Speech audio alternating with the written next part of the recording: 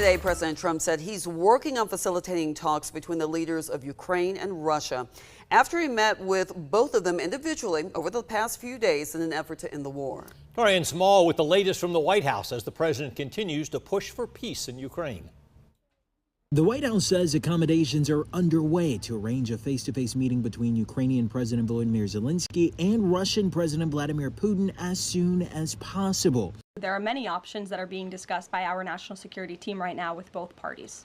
The comments come a day after President Trump met with Zelensky and key European allies at the White House and then spoke to Putin by phone. In a hot mic moment, speaking to French President Emmanuel Macron, President Trump seemed to suggest he holds some sway with Putin when it comes to ending the war. President Trump promised the U.S. will help provide security guarantees to protect Ukraine from future Russian invasions, though the White House didn't provide specifics other than to say it will not include boots on the ground.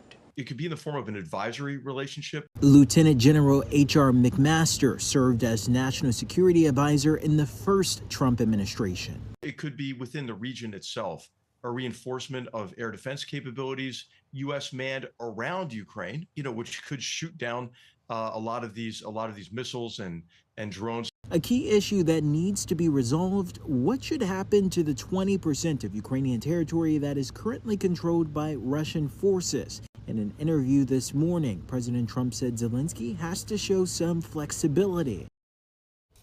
If talks between Putin and Zelensky do take place, it would be the first meeting between the leaders since the war began. President Trump has said following a possible bilateral meeting, he would then take part in a trilateral meeting with the leaders. Topping national news today, high hopes for a trilateral meeting, bringing President Trump, Ukrainian President Volodymyr Zelensky, and Russia's Vladimir Putin to the table. Zelensky says he and Trump came to an agreement yesterday at the White House to prepare for that next step after more than 5 hours of talks with European leaders. Trump even took a 40-minute call with Putin during the meeting, later telling France's president the Russian leader, quote, wants to make a deal.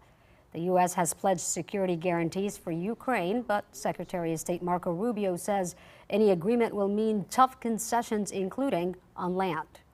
Side is going to have to make some concessions. And obviously land, or where you draw those lines, where the war stops, is going to be part of that conversation. And it's not easy, and maybe it's not even fair, but it's what it takes in order to bring about an end to a war. Trump insists Zelensky must be flexible in negotiations as outlines of a possible deal begin to take shape.